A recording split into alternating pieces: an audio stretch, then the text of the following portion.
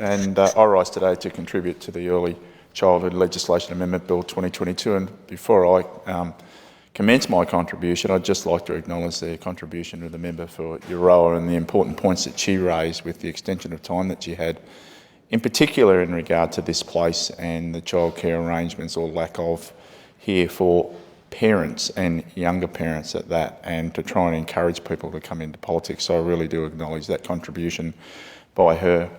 Acting Speaker, what a fantastic policy and legislation that the Minister in this Andrews Labor government has delivered for Victoria, and the delivery of services and the exceptional paradigm shifts this government has made to prepare our children for school and lifelong education is transformational.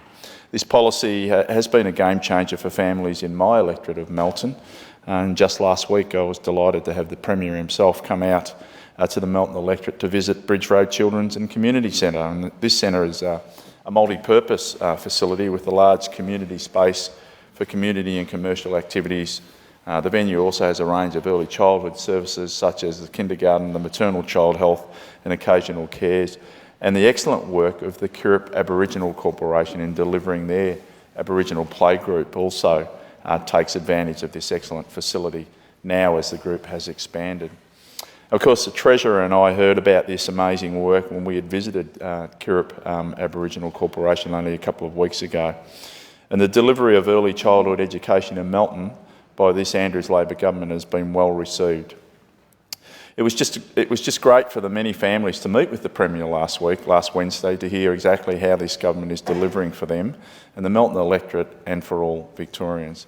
Bridge Road Children's and Community Centre is another example of this investment as the community of Strathella and Cobblebank enjoy the benefits of this government's investment into education. And I want to give a shout out to the supervisor at Bridge Road Community Centre and Childcare, Debbie Muir, and of course her wonderful team and educators there for their dedication to our young ones starting out in their education journey. And on that particular day last week when we were out there, they were amazing with the young kids within the centre. The early learning education for these families may begin here, but they will soon transition to the new Strathella Primary School that we opened earlier this year. And later they will be able to attend the new secondary school in Cobblebank that the Treasurer allocated funding for to purchase the land in this year's state budget. And maybe later on, they then may be able to choose to study in tertiary education centres that will likely be co-located with the building of the new Melton Hospital, possibly even for free, is this government's excellent investment into our nurses and midwives continue on. If I had my way, they could enjoy the Andrews Labor government free TAFE courses that I would love to see at a new TAFE facility for Melton. And although I have a few more arms to twist with that one, but I'll keep twisting them as much as I can. The early learning centres attached to the new schools that this government is delivering is a game changer for families too, as they avoid the dreaded double drop-off, and we've seen that in the local schools, in particular the new school at Amesbury that was opened last year, and our newest school, Strathella, that was opened up this year. And it certainly makes it much easier for parents to manage their children, both at the early ages and then at school ages. And of course, families in Thornhill Park, which is coming into my electorate with the redistribution, will soon have the benefits too, as we get on delivering the new primary school and early learning centre there and ready to open up for the school year next year. The families at Arnold's Creek have this benefit of this government's investment too, and this is such an important change for our communities, as it's not just saving them time, it's also reducing local traffic on roads that are already under pressure.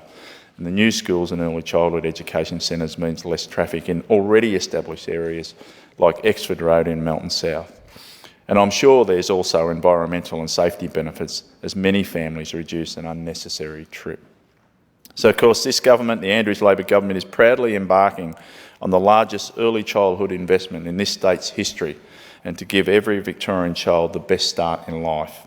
As part of this government's landmark reform agenda, we'll be making kindergarten programs free from 2023, which will increase access to quality childhood education and give Victorian families more choice, more flexibility, and certainly more money saved. And again, with that flexibility will mean that parents will be able to access work hours more in regard to this free kindergarten programs.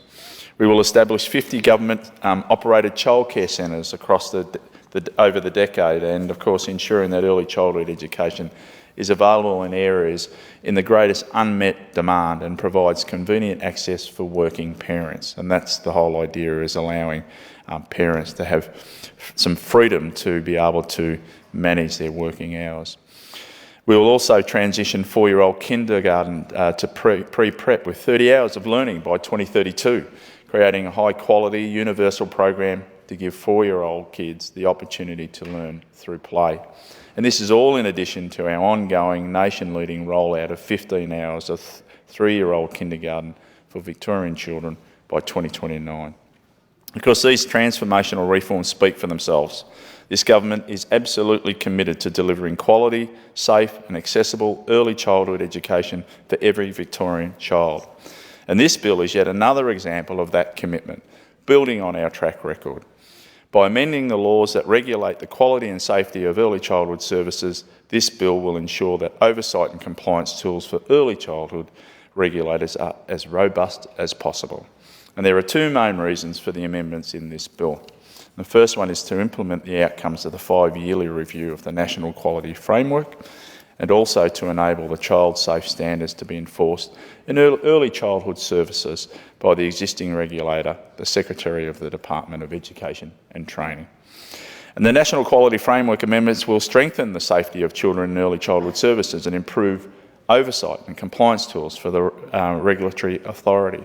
And the amendments are likely to lead to improvements in educator practices, qualifications and understandings, and certainly improvements in families' understanding and awareness of service quality, safe practices and risk mitigation. The bill also supports early childhood services to comply with child safe standards, so that protecting children from harm and abuse is embedded in the everyday practice of leaders, staff and volunteers. And the government has consulted with the early childhood sector in late 2021, and they expressed a strong desire to have integrated regulation of the child safe standards, so it would minimise confusion, duplication and uncertainty for their services. The bill also contains amendments to the Child Wellbeing and Safety Act 2005, relating to the maternal and child health nursing services, and the Victorian Maternal and Child Health Service provides comprehensive and high quality nursing care to Victorian families in their important early years. So this government, the Andrew Labor government, is committed to protecting the prerequisites for maternal and child health nurses to maintain the high standard of universal primary health services for all Victorian children and their families from birth to school age. And the maternal and child health amendments in this bill safeguard the prerequisites to become part of the maternal and child health workforce and are consistent with the Andrews Labor government commitment to deliver a high quality maternal and child health service into the future. Victoria needs to ensure that this bill is passed in 2022 to enable the implementation of the outcomes of the 5-year National Quality Framework Review in mid-2023. As my time elapses, I'll just go on to...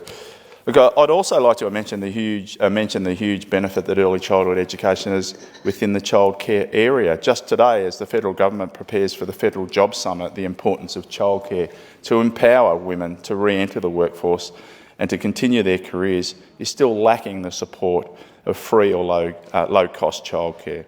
If the high cost of childcare continues, there is little incentive for many to enter the workforce and especially cover some of the gaps that employers are facing right now. Education in childcare is important to develop equality and pay equity, and the choice of both women and men to be carers of their family, as well as the opportunity for work and career, needs to be on the same level. We need to develop flexibility in our workplaces, but it's undeniable that the importance of early education and childcare is critical in developing our children whilst also allowing flexibility back into the workforce. And I commend this bill to the House, but I also just want to finish on just thanking all those childcare workers and educators that are in the system now with the pressures that have occurred over the last 2.5 years. I thank them so much. They continue to do great work, and I commend this bill to the House.